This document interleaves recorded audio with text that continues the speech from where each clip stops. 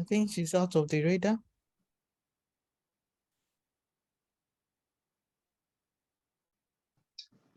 Madam Coordinator is out of our radar. So what do we do?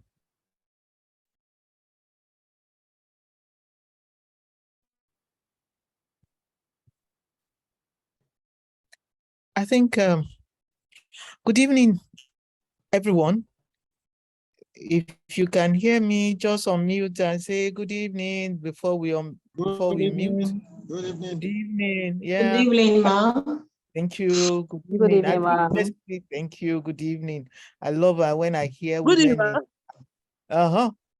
Tessie, you are back. I thought I should just carry on because we don't want to waste time. People are being at work. Mr.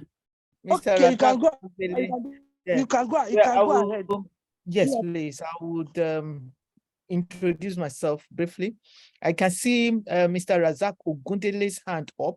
Are you waving or you have something to tell us? You can unmute Mr. Razak Ogundele if you have something to tell us, but if you are telling us, good evening, everyone.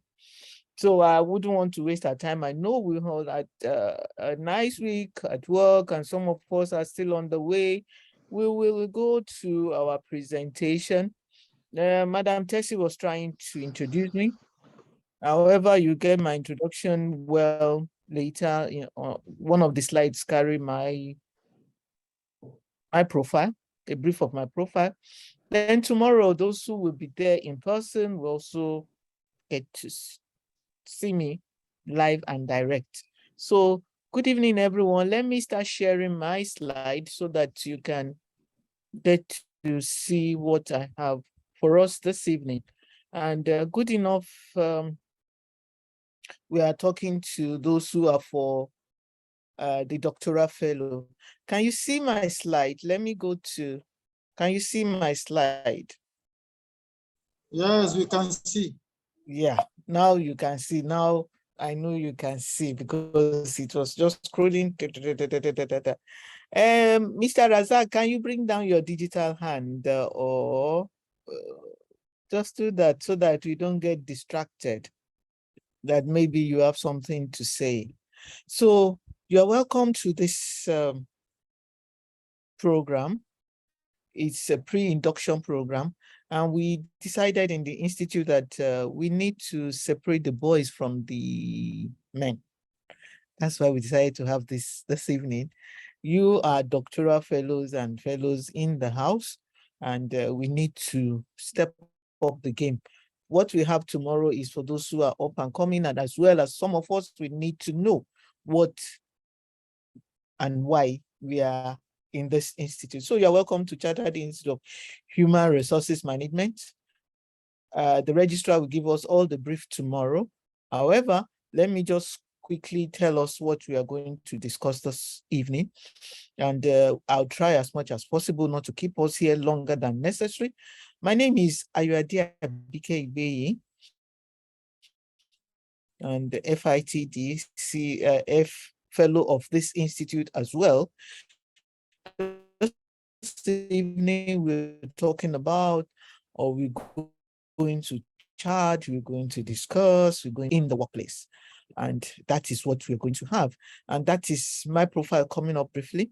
I am the 9th, and I was the 9th, and I'm currently the 10th NITAD president and chairman, Governing Council, a retired director of Industrial Training Fund.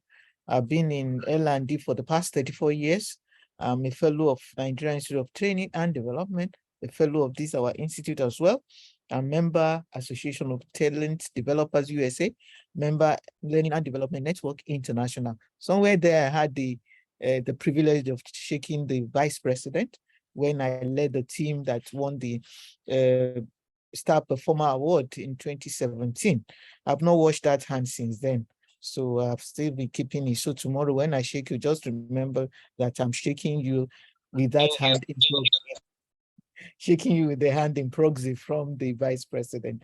So that's on a lighter note. So let's quickly see what we have for this evening. And that is what I call unpack the agenda instead of learning outcome. So we're going to talk about, if I know what is executive presence, we're going to talk about why do you want to talk about that? Then know yourself, know thyself, what we call the Joe Harry window. For those who have heard and those who have not heard, how do we link that to executive presence? The key steps to developing executive presence. Then the pillars of executive presence, how do we use those pillars? The traits of executive presence, then benefits of developing executive presence, then create personal presence. Even if you have the executive presence, do you have the personal presence? Then create the environment and connect with people in order to use your executive presence well by managing people management. Then how do we develop new mindsets? You see, it's so loaded that by the time we're done, you just want us to, you want to start practicing it immediately. But let's see what we are going to do. So it's going to be interactive. Please do me a favor. Can you mute yourself, or our major host, that is can you mute everybody except me? Please mute yourself or we mute you. Can someone mute them, mute them? Somebody is disturbing us. That is Razak. Your microphone is on, and I think you are the only one that has the microphone on. Please, can we mute Razak, please? Mute Razak. Mute Razak. I wish I can do that from here. Mute Razak, please.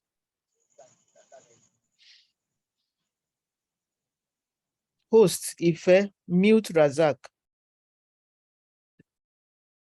Okay, so now a simple truth is what you are paid to produce results. Yes, I love this slide because everywhere I go, I start my presentation with this, because anywhere we find ourselves, you are meant to produce results, whether at the top echelon or the C-suite, like we call it, or at the lower run of the ladder, we are meant to produce results. It is your people that produce the results, not you. What we do at our level is get people together to ensure that they do that which the organization will use in moving forward. So focus your energy as a fellow, as a doctoral holder of this institute, in helping your people to be successful, because it is said that you are not successful until you have a successor. So not necessarily that somebody will be the one to run after you, but we need people that will be able to get the message, that will be able to run with the dream. And we are at that level, because you cannot get a doctoral level, to get to that level without making sure that people get to know what we want them to do. So organizational life today is often a complex social environment of confrontation. Tomorrow, we're going to see different types of people on a slide that I'm going to share with all of us tomorrow. Lots and lots of people in the workplace, miscommunication, manipulation, hostility, and conflict. It is said that where 2 or 3 people are gathered, those who know the Holy Book say that's their God is in their midst. Even in the workplace, where 2 or 3 people are gathered, it's not necessarily for prayers, they gather for conflict. So poor leadership nowadays creates an environment of distrust, abandonment of hope, because at that level we are leading, and some people may not have trust in us, some people may not believe in us. So what do? Just say, man no die, man no rotten, at least I'll 30 days make a pay, I'll collect my salary. So bad leadership is corrosive, and it can drive anybody good hands out of the workplace. So this is one of the reasons why talented employees leave the organization. So when you hold this doctoral fellow of the Chartered Institute of Human Resource Management, you see, people should see us as the trailblazer.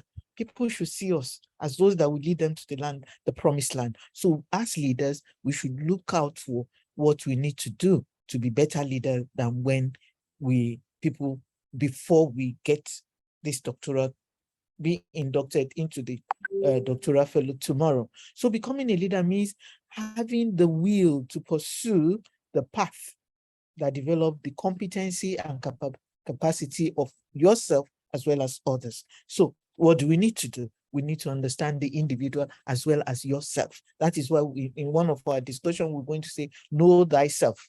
Not only know everybody, but know thyself. So by understanding the individual, we should realize that human behavior is that one that is courteous, effective, positive. Because when you smile at someone, what do you expect? You expect that person to smile back. But when you become hostile, the relationship becomes negative. So, but when we want to get that positive interaction between two people, the relationship should be what? Mutually beneficial to all of us. So we need to understand the individual differences, that all of us can never be the same. We are all individuals. We have inherited traits. We have traits that are, some of us will say, I got that from my father. I don't want to change, but the organization will mold us to work in that light, in the light that will make the organization to succeed. So what do we mean by executive presence?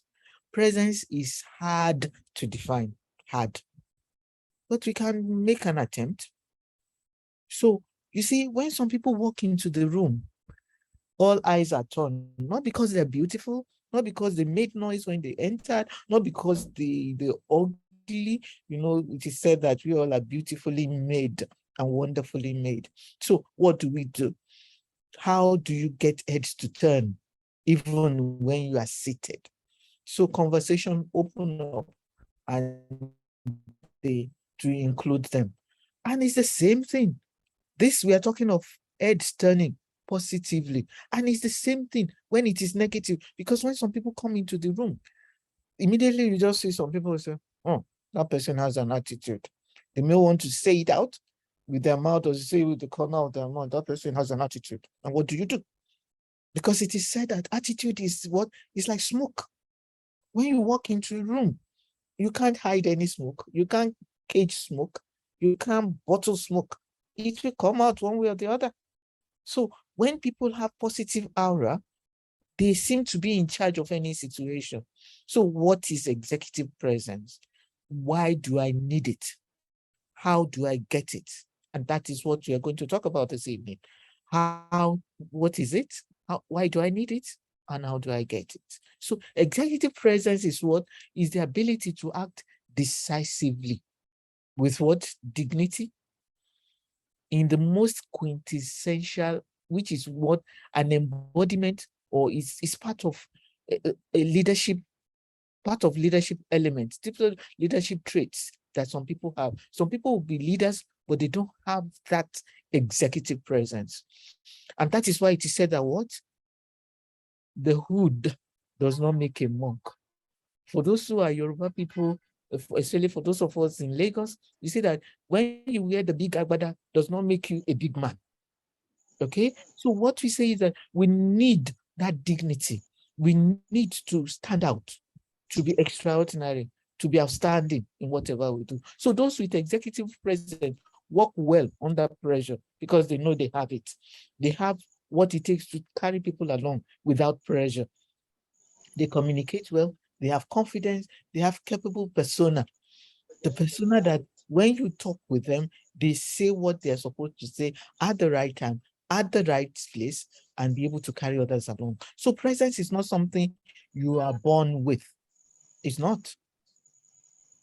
These are skills that we can learn. They are habits, they are traits, they are attributes. There are some things that when you see that these things are not helping you to succeed, we drop them like habits. We just drop them. And it's something that we can pick up that will help us in the course of our journey in life and in the workplace. So it's not a question of what status or status symbol or position. You can be a leader, like what Luther people will always say that they are some are kind leader, push around leader, but we don't want that. And that is not what the executive presence is all about. You don't have to shout, you don't have to make noise about it. It is something that you can develop, and you know that there's something wrong. I'll give you an example. I love giving example, and it's really examples that not necessarily personal or something that I've experienced. So let me quickly give you something to make you realize that it's something you can pick. It's something you can develop. It's like habit. I'll give you an example. When I was growing up, I was this woman that you're looking at. I was shy. I wasn't going to talk. I just felt, why should I bother? Things will fall into place. Until one day, my mom said, this child, are you sure I'm the one that gave birth to you? Come, your father does not have money. Your father does not have connection. Your father does not have what it is. And you don't even have the shakara to move around. What would you use to move on in life? And your eyes are not blazing red to show that I am here and you need to contend with me. So she said, you need to open up. You need to get that presence. And honestly, from that day, I started working on myself. And today, if I have to go and see the president, all I have to do is I know that I will dress decently, but what to say, I will not be found wanting. So that is part of what we talk about executive. When you talk about executive presence, you're talking of what you need to do when you are in the C-suite, the corporate suite up there. What do? You cannot just carry your doctoral degree and move around and nothing to say and nothing to show. So we need, that is why we decided to have this one this night, apart from the one that we're going to have tomorrow. You need to work on yourself if you don't have it. If you have it, you need to improve on it. So the good synonym might be personal presence or leadership presence. So all these are intertwined: executive presence, personal presence, and leadership presence. All of them are skills that you can pick here and there to use in getting ourselves to where we want to be. So the basic concept is what? Your demeanor, your action, with that we leave impression with people, that they will say, that person is a true leader. And we need to respect that person. We need to follow that person. There are one or two things that I need to learn from this person. So that means when you have executive presence, you automatically become a counselor. You automatically become a mentor. People look up to you. You become a coach, even if you don't talk. There will be a slide that would give us that. Even when you don't talk, people will want to be like you. You have that charisma. You have the courage. So most importantly, executive presence is a skill that you need to develop, that you need to build on, you need to cultivate it. It is not a personality trait. So we need to get it and get it right. Everything. I know you're tired. Somebody mute that person. Mute iPhone 13 Pro Max. Please mute that person. Let the person mute himself saying there's no name on it. If you can, you please mute that person? They always disturb us. So let's look at know thyself. How do I know myself? It's not that I'm computer savvy. It's not because I know everything about the 21st century. I know AI, I know this, I know that. No.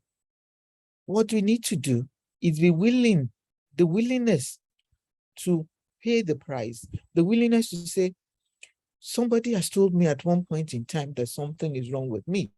It is always said in the native parlance that it is the person that loves you that will tell you that you have mouth odor or body odor. So what do? So you are now willing to work on it so that wherever you go, that thing, that trait, that thing that people now say it's not a trait now, that thing that people see in you that want them to just withdraw from you, you will have worked on it and you will have got yourself to a level that, yes, anywhere you go, you hold your shoulder high. So you need to understand your leadership style. You need to understand your emotional state, because these are some of the things, these are part of the things, not some, these are part of what makes us to develop the executive presence. So what do you want to do now? You have to learn to understand yourself. You said, know thyself.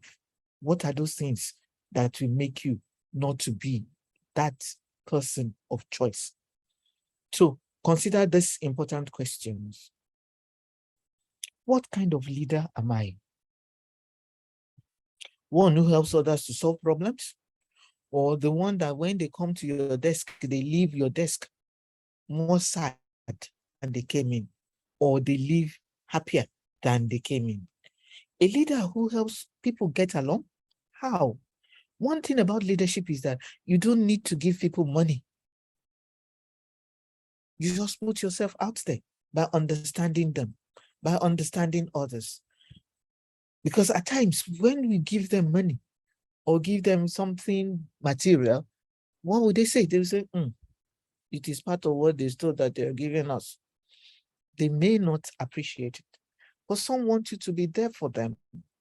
So how do others see me as a leader? What are my goals? What are my purpose? What are my expectation or my expectation to my people and my people to me? Those who are in my team, how do I get them to get the job moving? Remember, we get others to get the job done, and they are the ones that will help us to achieve results. One thing we should know is that as leaders, as someone with executive presence, you cannot do it alone. What we need to do is what? Work with others. We cannot work in silos. So what do we do in this situation? So what you need to do is know yourself.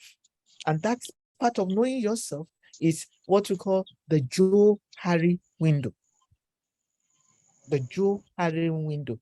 The Joe Harry window has 4 quadrants: known, unknown, then yourself and others. And in this yourself and others, the 4 quadrants are the open free area, the blind area, the hidden area, then the unknown area. Let's see what these 4 quadrants come out to be. When you look at it, oh, where is that place? Can we mute that person, please? The first quadrant says known. That means, look, let's go back to that Joe Harry. What we are talking about here is what? Yourself and others. Yourself and others.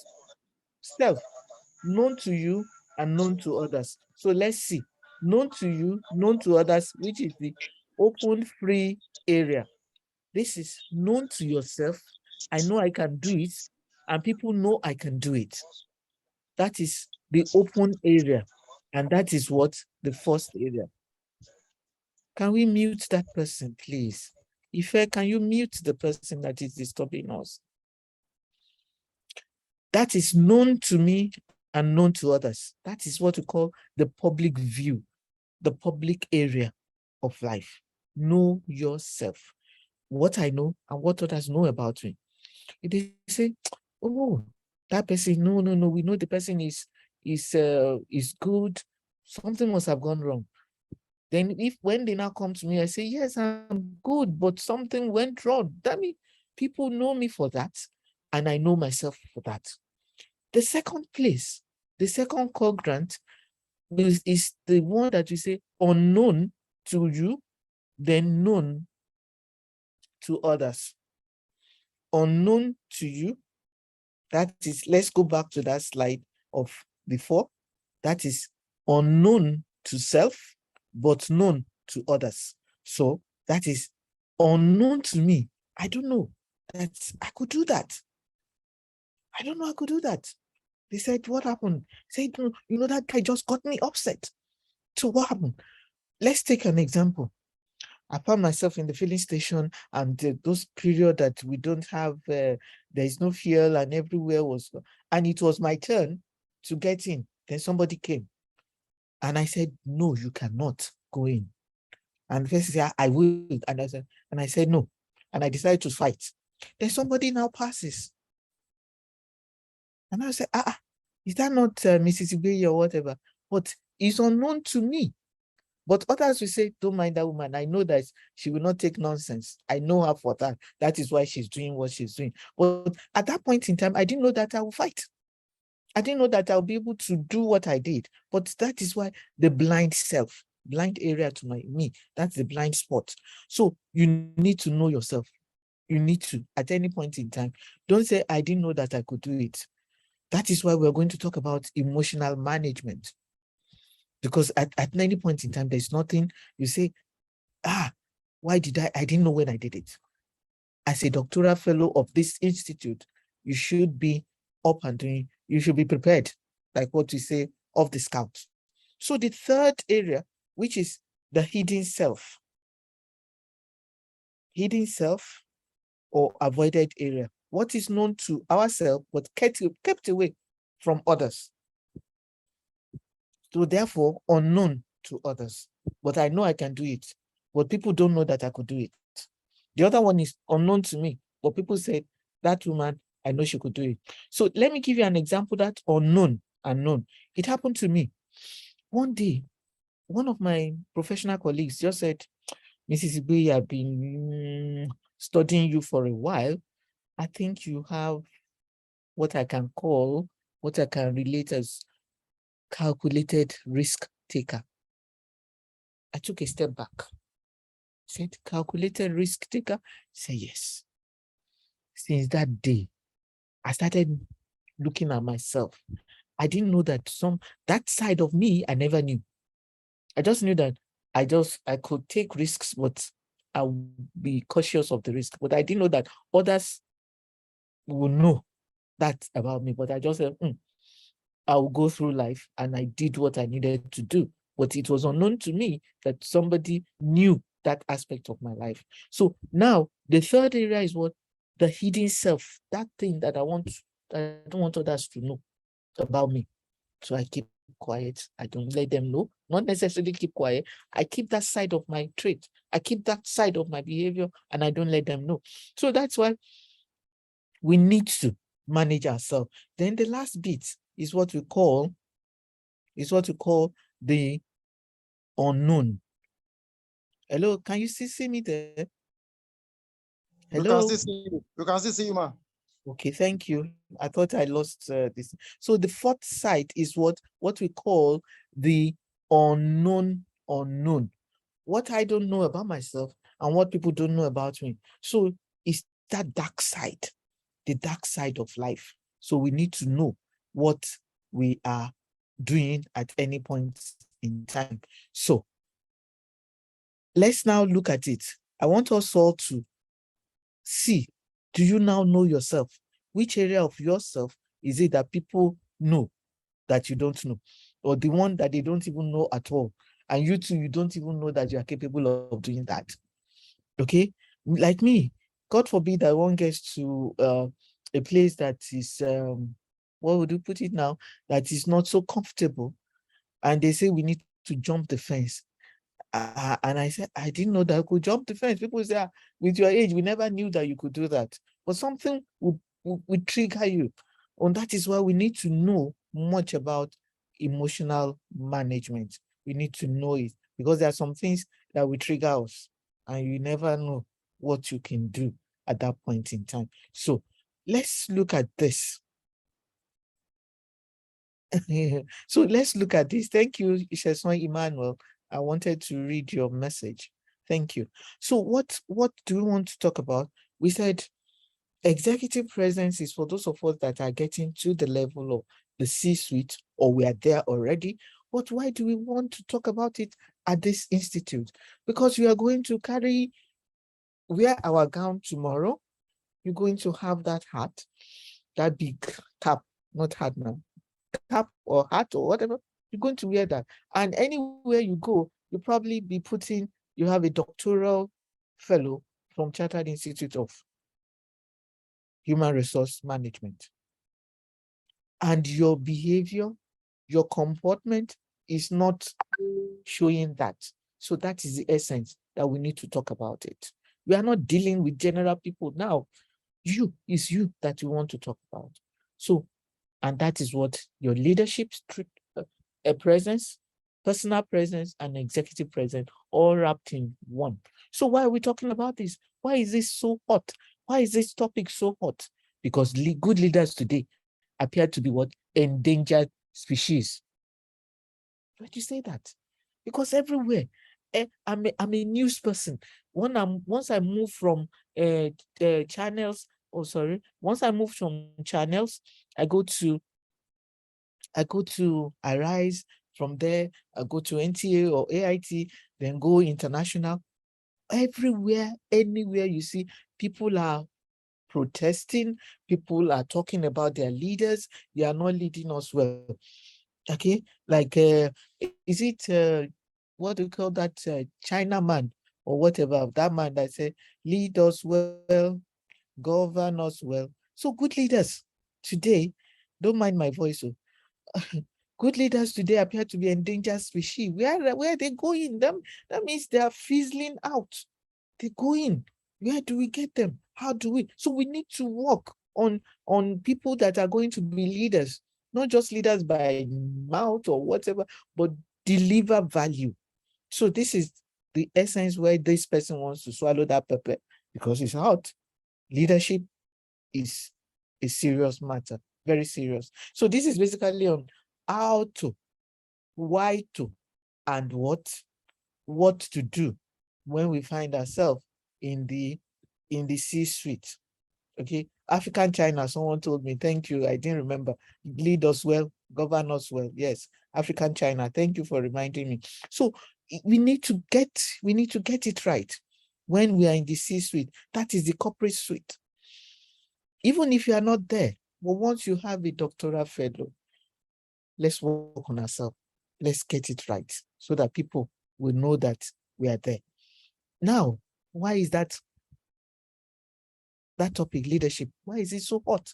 Hot in the sense that you cannot give birth to a child, and in the labor ward, you say, we're giving birth to a leader. This is a leader. Let me give you an example, a good one. God rest her soul. The Queen just died this week. Or even before she was interred or buried, Charles, the son, has already been proclaimed Charles III, the King of England and whatever, United Kingdom, sorry, and the realm, they said. From the time I grew up to start studying leadership and management, people have always been saying that guy, sorry, King Charles III, is not a leader. But you say he was born to be a leader. He was born with silver spoon in his mouth. So what do we need to do? You cannot, let's say, this is a born leader. Like all leadership traits, we can develop it. So not everyone is a born leader. You can have the title leader written on your face. I'm sorry, I have NEPA issue. Let me switch on my lights. Oh, excuse me, please. NEPA has gone. Sorry.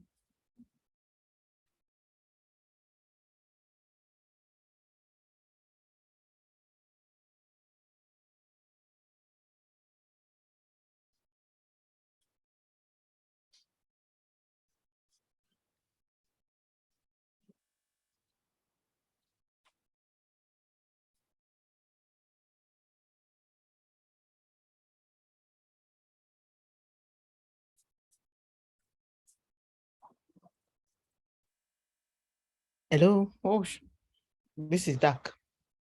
Let me change my location. Okay, you can see me now. Hello. Very well, ma. We can see you. Thank you. I had to switch on my inverter. Okay, so now it's not everybody that is born a leader or a born leader. So as we were saying that, you see, Charles was given that opportunity with golden spoon and in his silver spoon, we always say. So, but we can develop the leadership skill. Everyone can benefit from using it. And that is the essence that we are here today. So if you want to become a successful leader, develop an executive presence. It is essential in getting things done. So what do? We need to know those skills that we have to develop to get there. These slides gives us the pictures of great leaders that have passed. So what is leadership definition to you? Let me quickly take this off. Yeah, you have seen it already. Okay. Question time. When I say question time, blessing time. So if you have a question, if you have a question, you can put in the chat box, or you want to raise your digital hand, and I want to ask you questions. So the question I want to ask now, what is your definition of leadership? What is your definition of leadership? You see, in adult class, please, all answers are correct. All answers are correct. No, none of us is going to get any medal for that. So I already, I flashed the definition of leadership. So I want one woman, I'm gender sensitive, one woman and one man to give us. So the fastest finger, as we always say, who wants to be a millionaire? So let's get someone. Hello, good evening. Good Good evening, evening. ma'am. Good evening. Thank Yes, you. That's a woman. okay, I always it's what's- a man. Oh. Sorry. You said the fastest figure now. I did. Okay, let me hear you. So who is speaking? My name is Omoni. You have to clear me. Okay, Mr. Money. Okay, the All right, fastest. ma'am. Okay, Yes. to me, leadership is about influence. Leadership is about casting a vision and influencing people to follow you in achieving that vision or a set goal. Yeah, you're very correct. That is a man. So now we want the one woman, fastest finger, woman. The fastest finger amongst the women. Oh, don't fall my hand, don't fall my hand. Don't fall my hand. Oh, no woman. Oh, okay. Hello. Mr. Oh, okay.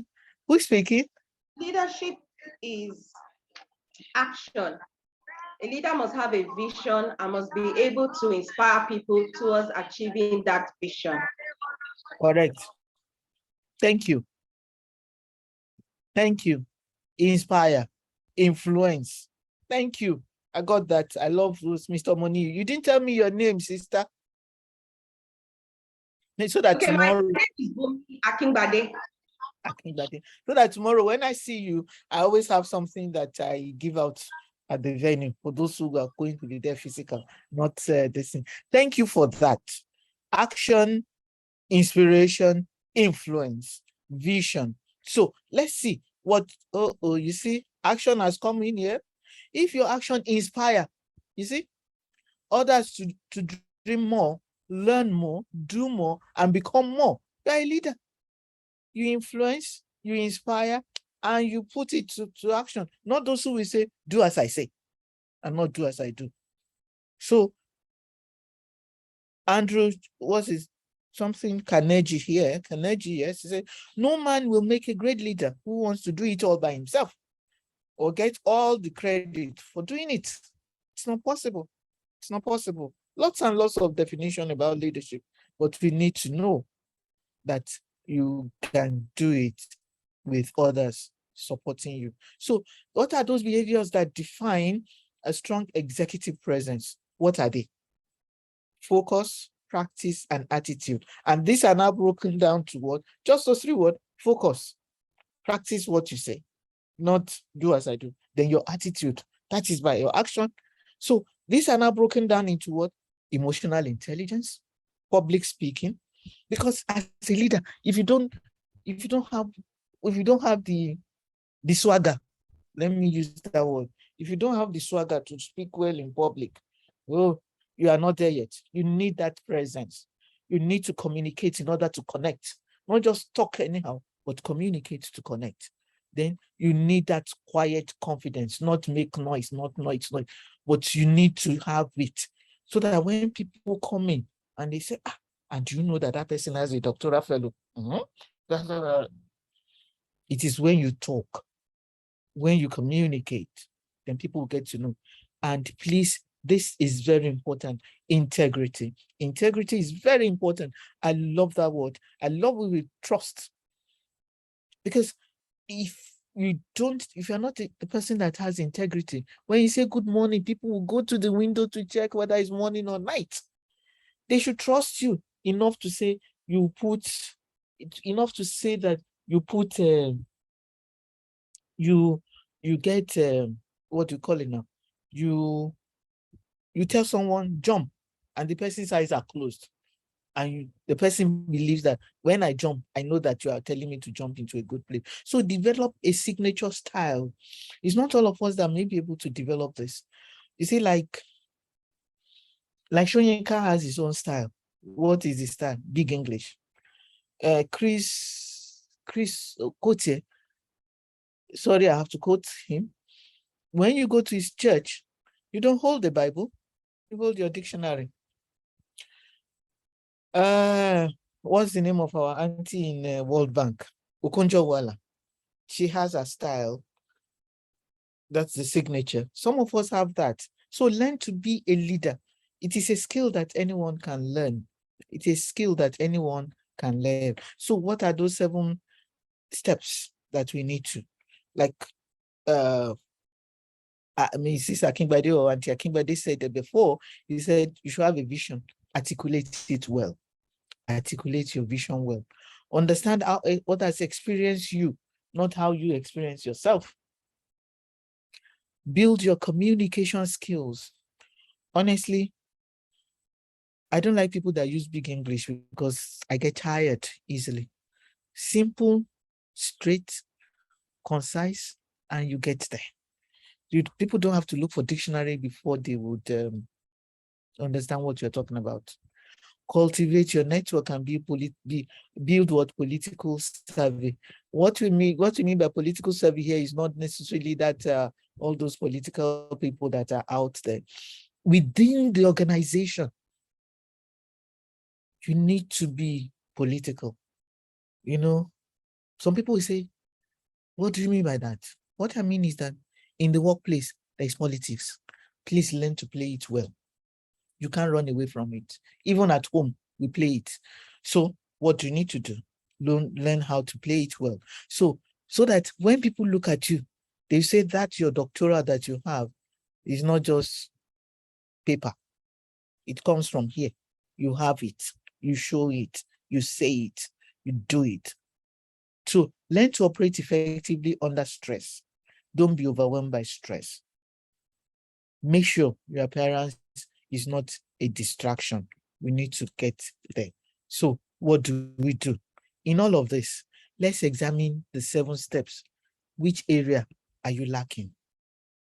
Which area are you lacking? So please look at it. Which area can you work on yourself? So that when you show you that certificate that you're going to earn tomorrow, people will not doubt your integrity.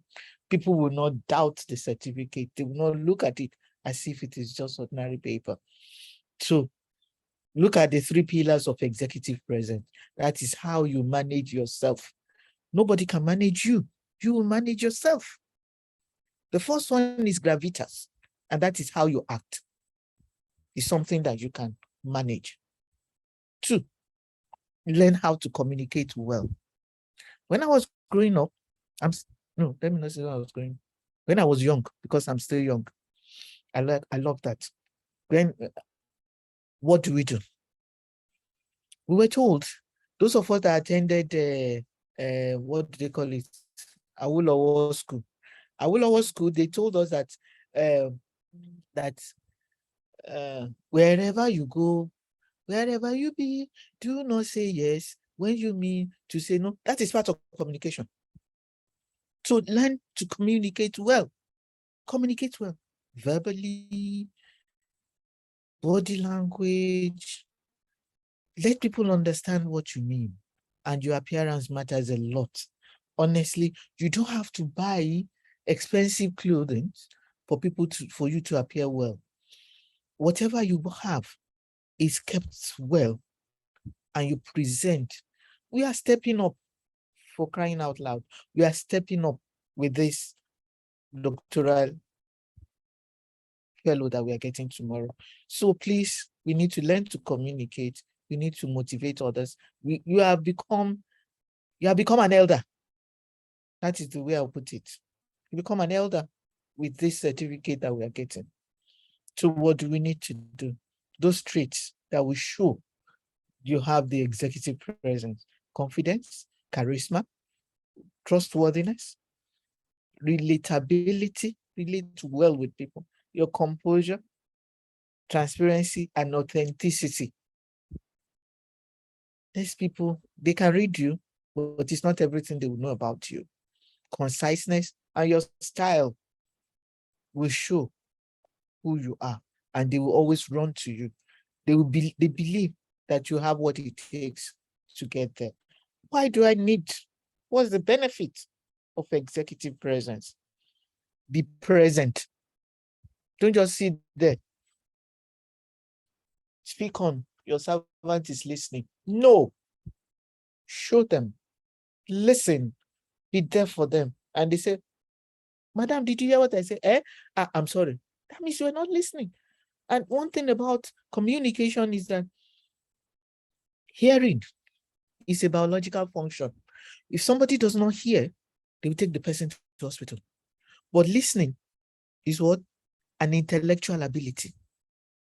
You have to show that you're there. So that when somebody talks, you say, oh yes, you can even break it down. They can even break it down because they listen. And you can also break whatever the person has said down because you have listened. So you need to be present, act, empathize with them. Honestly, getting a doctoral fellow is not an easy thing. Even if it is easy getting it from our institute, live up to it. Live up to it. That is the essence of executive presence. So empathize. Put yourself in other people's shoes. Feel for them. Express how you feel. Show emotions. So that your people will be better in whatever they do. They will be there for you through rain and sunshine. They will be productive. And when there is a need for them to demonstrate that they have taken whatever you have told them in good faith, they will change for the better and they will accept change in whatever way. So let's quickly take one question or the other. If you have, ask me before we continue. Hello, are we there? You want to unmute yourself and ask one or two questions. Yes, we are here, Because I know you're there. I know you're there. I don't want to just ramble through without people asking questions. I want to know that you're soaking in what I'm saying.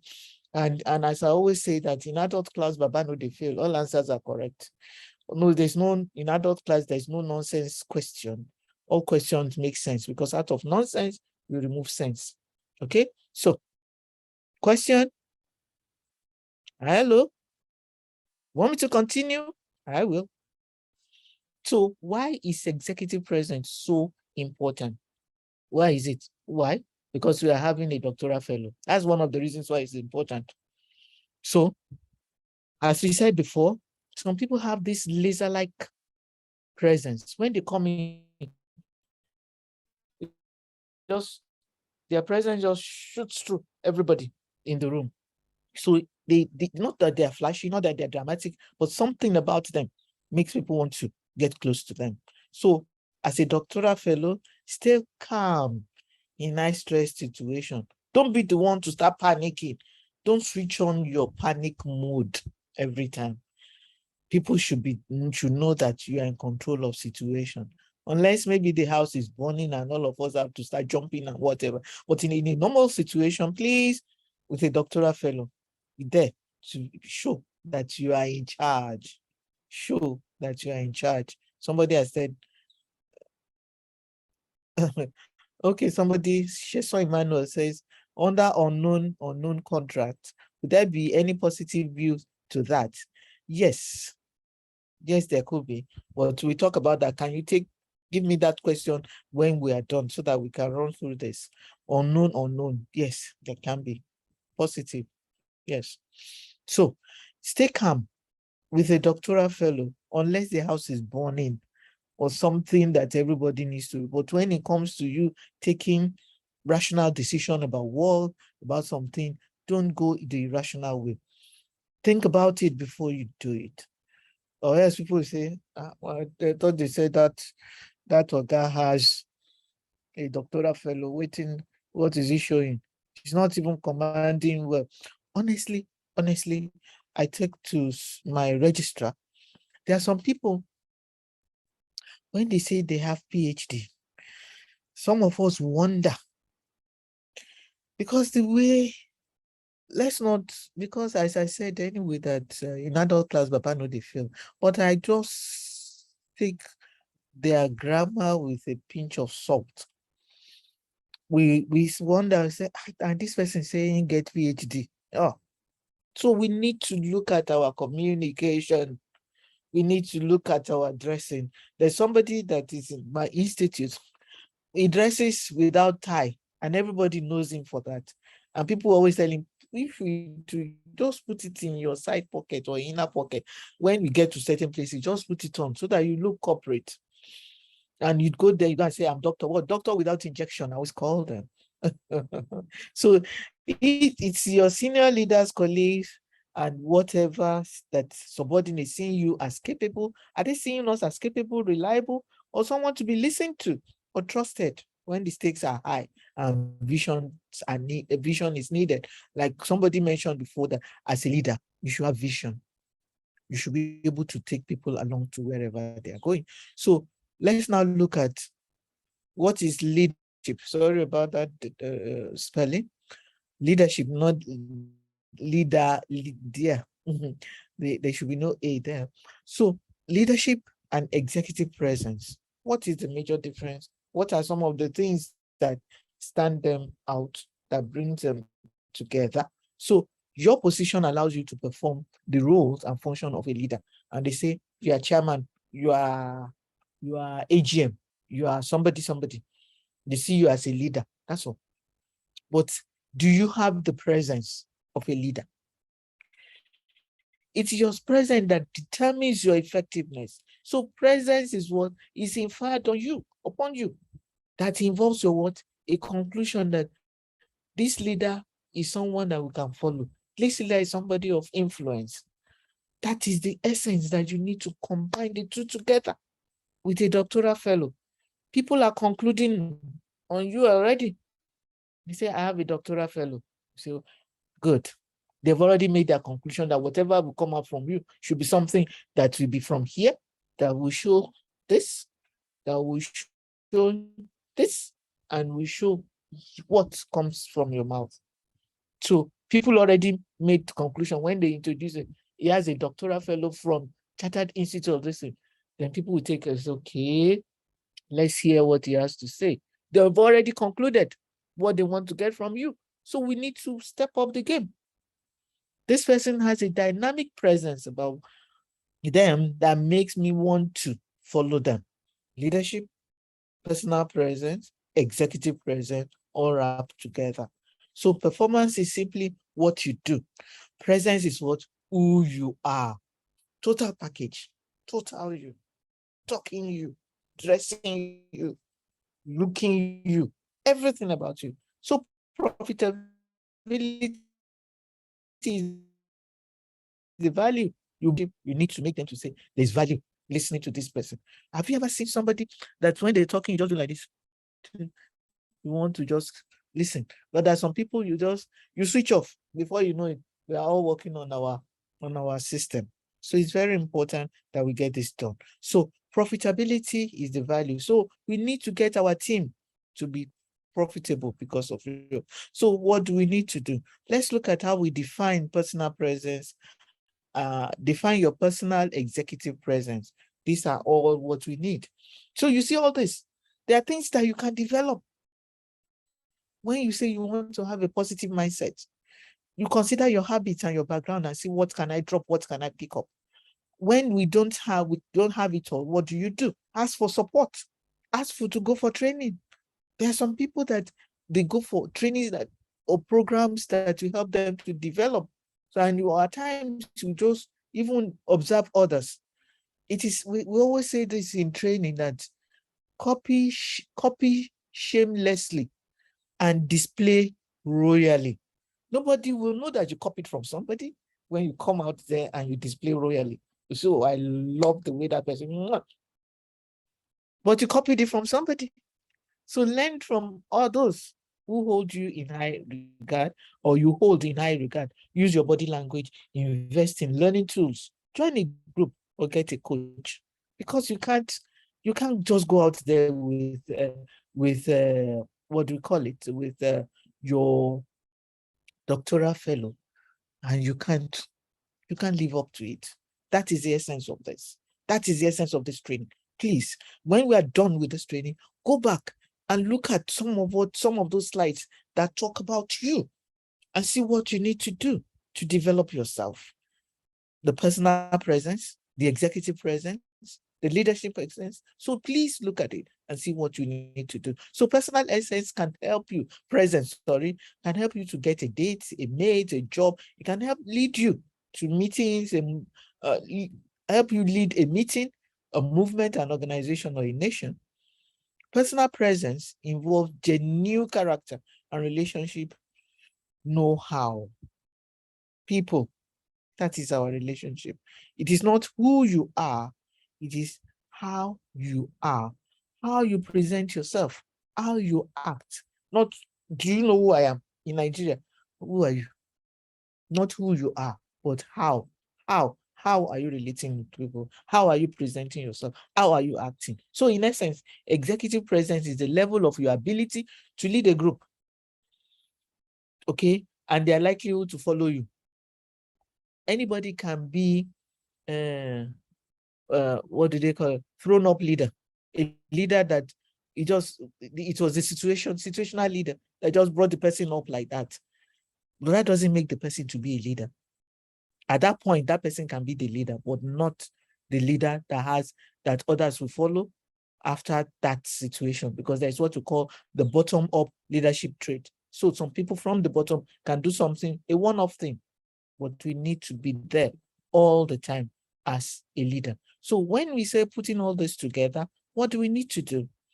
What do we need to do? You need to have confidence, you need to have charisma, you need to be trustworthy, you need to have relatability, you have to have the composure. We mentioned that before. Transparency and authenticity. Those are the 8 styles that we mentioned before. Conciseness. Don't lead. Especially some of us, when we are leading meetings, we don't know when to stop. We don't know when to put a stop to it.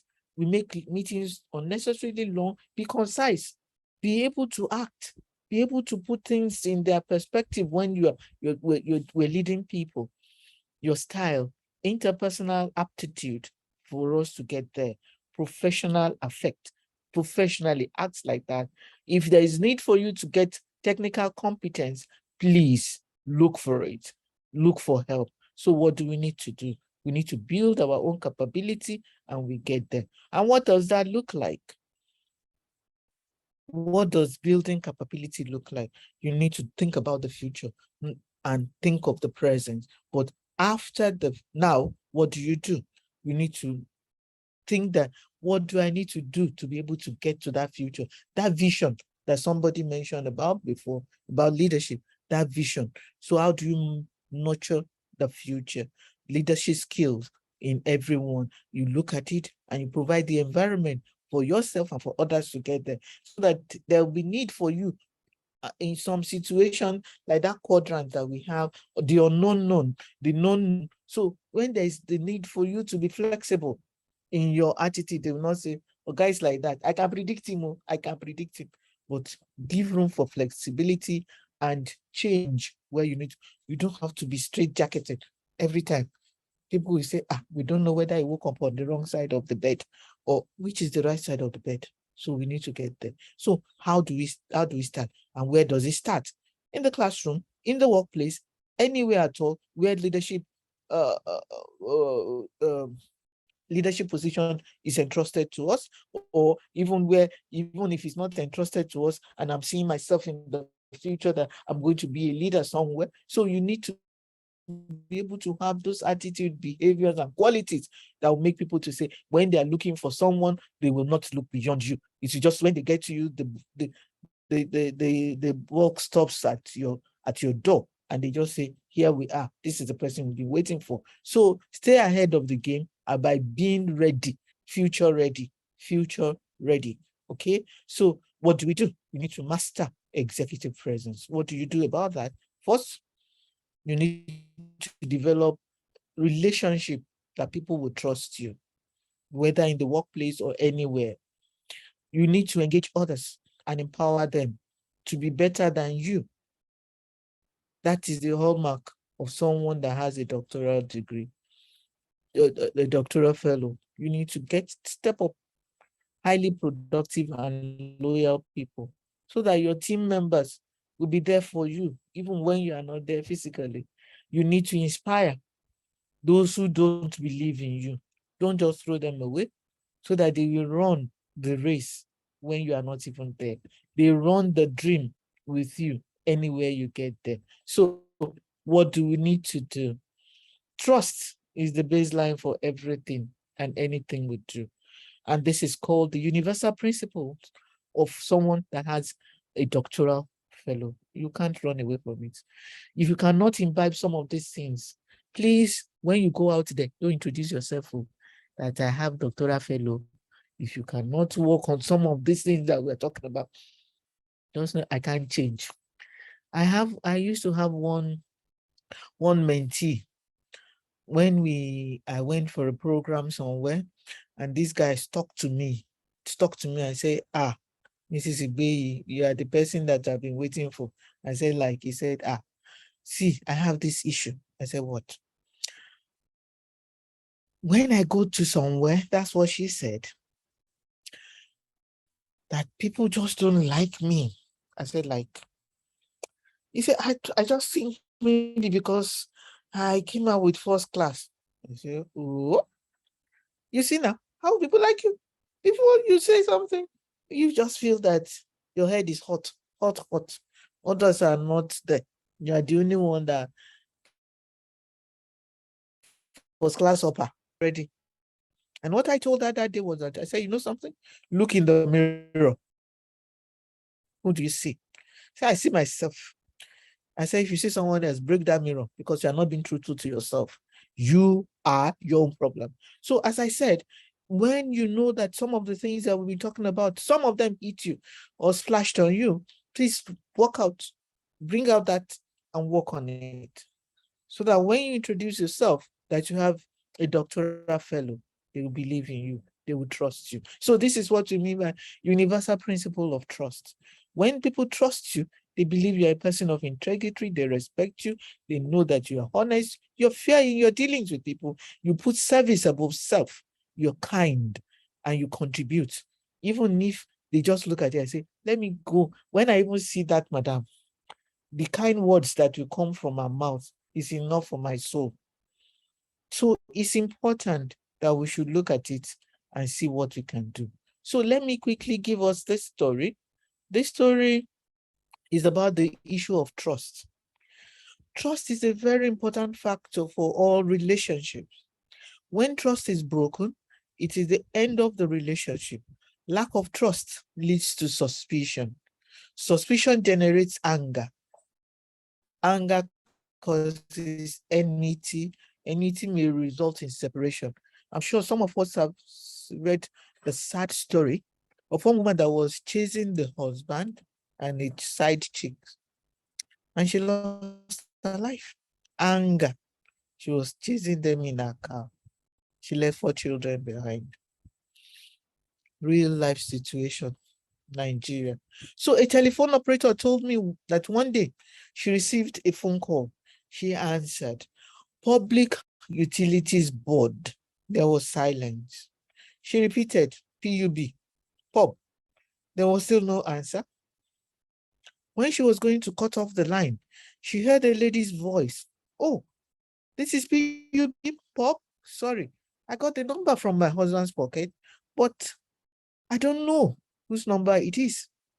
You see, without mutual trust, just imagine what will have happened to the couple if the telephone operator answered just hello instead of PUB.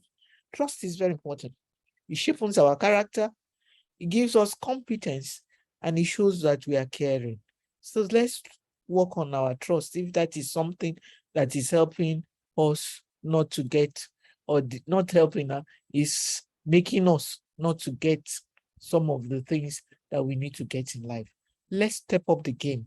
With a doctoral fellow, the life, I say, with a doctoral fellow, the world is out there for us to take by working on what we have mentioned. So before we end, remember that we need to get some things right. And what are those things that we need to get right? We need to be successful in life. Everybody wants to be a success, but you cannot succeed without people. Everyone who succeeds does so through relationship with people. Nothing in this world was ever created, built, produced, amassed, fostered, distributed, or utilized without the support of other people. So what do we need to do? Let's look at this. What do we need to do? We need to look at this. Look at the situation where you use this model, what we call the fish model. And this slide has to do with people management. In order to succeed, we must be fully engaged with our employees or people that we meet in our organization. So let's focus our skills on what people. People now becomes an acronym for professionalism, empathy, optimism. Don't let people look at you and say, that person is always negative. It's not optimistic about life. Pessimist. Let's look at how do we partner with others? How do we make others to be loyal? How do we engage and empower people? So people becomes that acronym. Let's work on that. Be professional in whatever you are doing. As HR people, as a doctoral fellow in HR, please work on this and you get there. And we also use the fish model.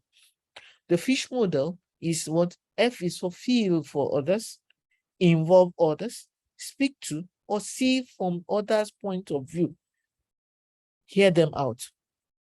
Speak from others' point of view. See others people's point of view.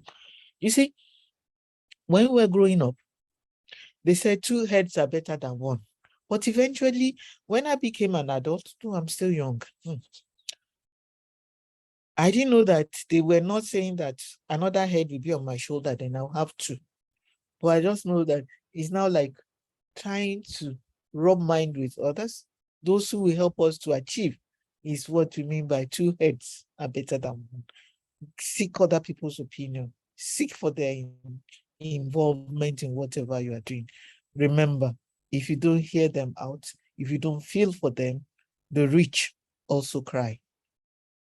The blood that runs in you as a doctoral fellow is the blood that runs in them, and they will make you to survive whatever we get, whatever is going on within the organization. So what do we do? As we step out of here, as we go to bed tonight, and we step out of that all tomorrow, remember the following: a new mindset. Is either you watch them grow or see them go. They will not contribute to the organization. We need to train people. We need to mentor them. We need to counsel them in order to close that deficit or whatever we see that is wrong with them, whether performance gap or skills gap, so that they will stay for the business success. Whether we are in the public sector or we're in the private sector, remember one thing. I love Yoruba people. They always say that, like what they said of Late MKO, that he never said anything without a proverb. So Yoruba people are always full of proverbs. They say, remember, the office will outlive the worker. One day, all of us will leave the organization. So for our executive presence, remember the following: stand up to be seen, walk into a room and catch the attention of everybody. Not because you are flamboyantly dressed. Remember, the hood does not make a monk. But when you stand up, let what comes out of our mouth is what should be from someone with a doctoral fellow. Talk to be heard, but talk sense. Sit to be noticed. I would say that person that is sitting there, I think that person has a lot up there.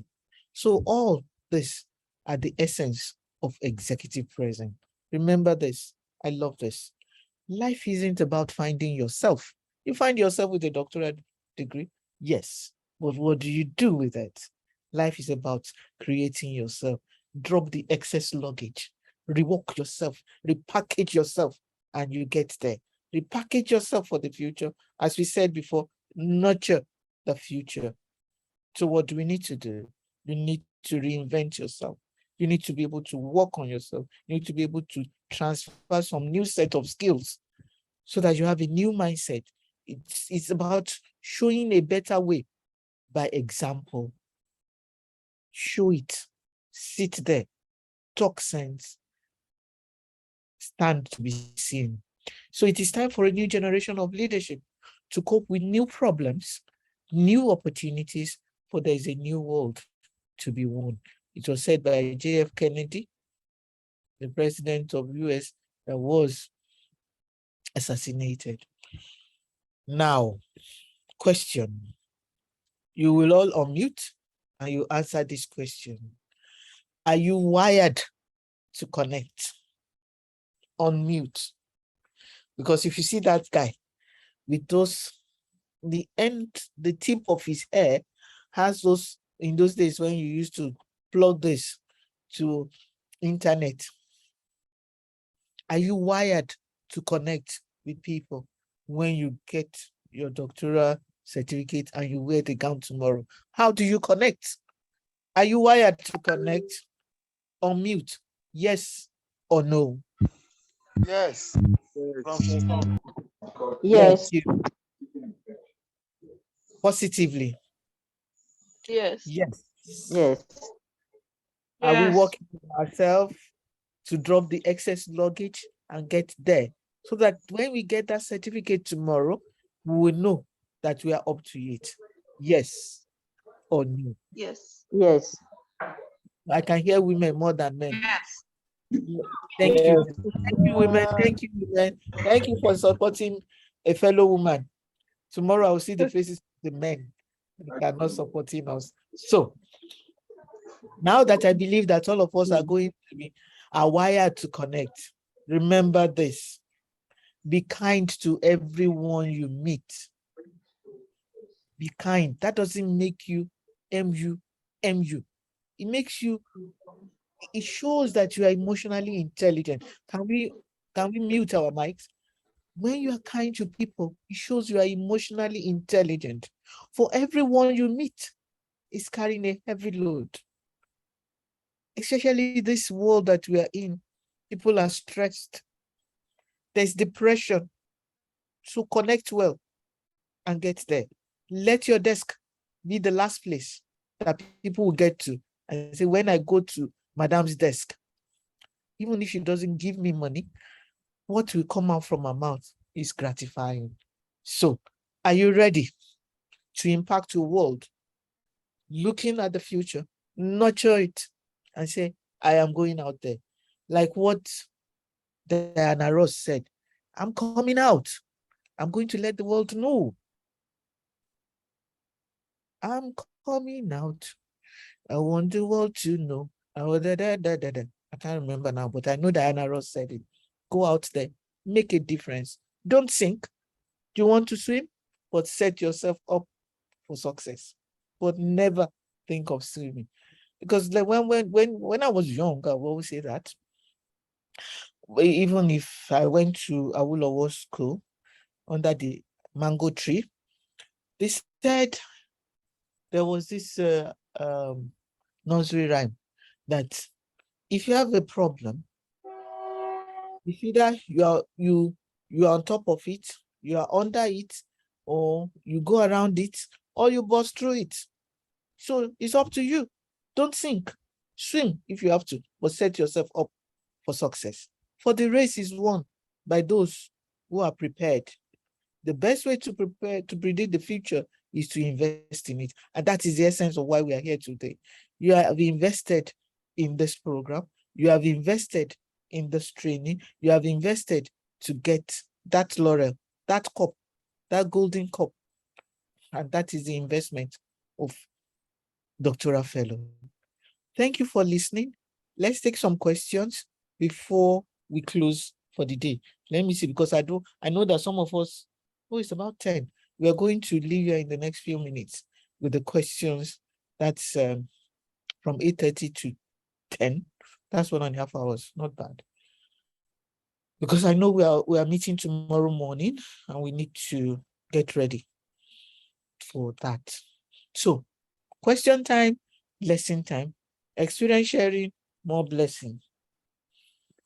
Thank you for listening. I want to stop sharing my slide so that we can see one another. I know those who are still here.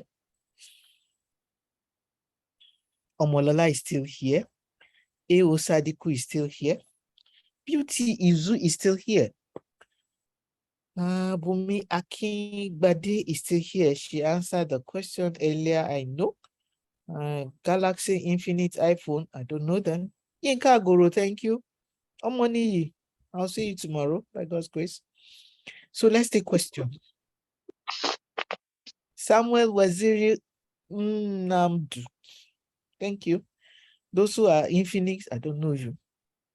So let's take question. Someone asked a question about the unknown. I don't know anything about myself. People don't know anything about me. Is there anything positive about? Yes. You can't put yourself out there. You see, even if some of us don't like Baba Buhari, it's not every time. As a leader, you don't bring yourself out there. It's not everything that you say. You don't let people read everything about you. Yes, there are some things that are known to you that you say, honestly, I didn't know that I would take that decision, but it was because of the situation. I just needed to do it. Say, honestly, Oga, we thought that you are so humane that you will not let anybody resign, or you will not kick somebody out of the organization.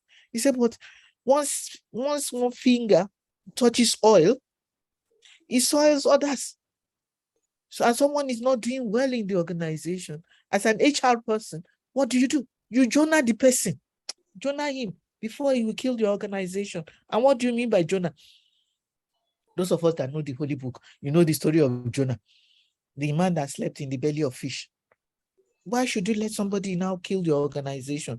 And someone say, but madam, you are so good. Oh. Hey, why did you tell HR to sack him? Say, sack him. Okay? It's sacking. So we need to know when to, some things that you'd say, I didn't even know I would tell them to sack him, but I won't let him kill my organization. I won't let him kill our job. I won't let him kill the business. So it's very important. Don't bring yourself out there, because people say, don't worry, whatever you do, madam will not let them sack you. You have children, they will not let them sack you. They don't know that about you. And you did not even know that I can tell them to sack him. But people always say that when somebody climbs the tree to the point of the leaf, what does he want to do? He wants to fall, Nina. So do that. So please, the unknown it's not necessarily that it's negative or whatever. You can use it to a good at your own advantage or the advantage of the organization. It doesn't have to be negative. Any other question? I have 2 minutes more. So if you don't have any question, okay, in one of the slides, it was, let me see. In one of the slides was written that executive president is inspiring confidence from people. Yeah. What is expected to be done in case of meeting people for the first time? What is to be done to prepare for such? That is part of what we train people when you go for ambitious colleagues. Okay, we'll talk about that. You see, that is part of what we train people in. You see, everything cannot be said at this session. There are some places that you go for emotional management. There's some places we go for how do you introduce something. There are some trainings that you need to go for, because I cannot, one size, we always say in training and management, does not fit all. You need to go for some training, maybe 1 day, 2 days, that you now follow up, and they will tell you, you will do the self-analysis. I went for some of this in self-sponsorship because I knew when I was in service, I knew that I needed them if I'm going to, or when, not if, when I get to the top, or even if I don't get to the top, at a point in time, I'll be leading some set of people, and I needed it. And my organization then was not ready to send me out. So I was going for 4 or 5 years out of the country, self-sponsorship. When they say, oh, you can't go, I say, okay, I want my annual leave. This is part of what we always do. Self-improvement, continuous and never ending. So for us to say, okay, what do I do to prepare for me to get, in case I'm going to meet people? As I told you before, it took my mother saying that made me to change my perspective about life. I never knew that I'll be talking to make a living. I never knew. And before I even went into the ITF, I was in broadcasting. I never knew that I will work in broadcasts in a television station.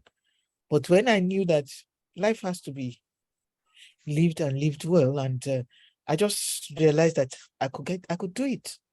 So it's up to you. Continuous and never ending improvement.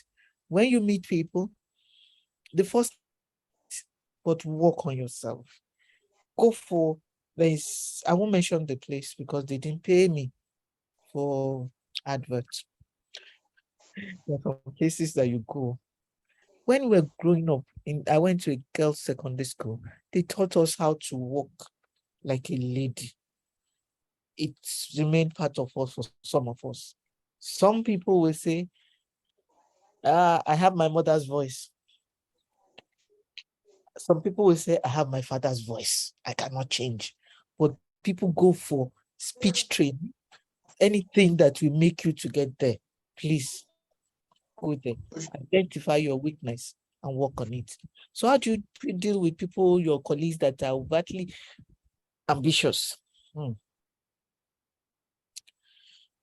There's so many sites out there managing difficult people.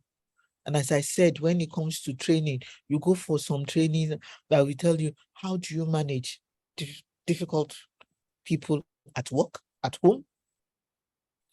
How do you deal with them? So there are some people that what you do, it's not you that will even work with them. It's not you at all. It's not you. You throw them to their peer review or peer influence. You push them to their peer. You will not physically like that. You walk behind. You walk behind and get their peer to deal to relate with them and make them know that they're not doing what is right. Okay? Who is a snitch? I don't understand that. Snitch. I don't know who a snitch is. So let's take Sheson Emmanuel. Say biblically, there are some dimensions to presence. Are there dimensions to executive presence or stages? Or are there books to be recommended to get deeper on this? Yes. When you get this the slide, there's one place that I put personal presence. You start from personal to leadership, then you go to executive, which will cap it up. There's one book that is there. If you can't get it to buy hard copy, most of these books are in soft copy. You can get them online, but they will not give you everything. But you can buy soft copy online, keep it there, and you have it forever. So, but the biblical dimension to presence, maybe I'll talk to you after. I don't know that area very well. So are there dimension to executive presence of stages? Yes. You know, we mentioned pillars, we mentioned 8 steps or 7 somewhere. You need to work on them. Work on. That's why I said Identify the one that affects you most, the one that affects you most, and work on it. That's the area that you, the different stages, the different areas. It's not that stage 1, stage 2, stage 3, and whatever. And when you get to stage 5 or 3, then you say, oh, I've got it. No, it's a lifelong thing. It's a lifelong thing that you need to continually work on it. Okay. And that is what I said, continuous and never ending improvement. And we'll get there. Thank you very much. I appreciate everyone. Is there any other question that you want to give us? If not, you can keep some of the questions for tomorrow and we'll talk about it when we meet for the other half of this, which is the induction tomorrow. Thank you. I don't know whether the host is still there. Yes, I'm still around. Wow. I've eaten Wow, 5 minutes wow. of your 10 o'clock. We'll Yeah, thank you Yes, very much, get the man. slide. You are going to get the slides. Yes, someone asked, are we going to get the slides? Sure, you will. Thank you very much, everyone. Thank you for giving me your 1.5 hours on a Friday night. La la la, Friday. We should be grooving. Thank you. Bye. See you tomorrow. Thank you very much, man. We appreciate. Thank you very much, man. Thank you. Thank you. So for the inductees, congratulations once more. For the online, we are starting off tomorrow by 11 a.m. Then for those people that will come for the physical induction is 10 o'clock. Thank you very much for your time. Do have a wonderful night rest. See you all tomorrow. Good night. Thank you. Good night. Thank you. Good night. Good night, everybody.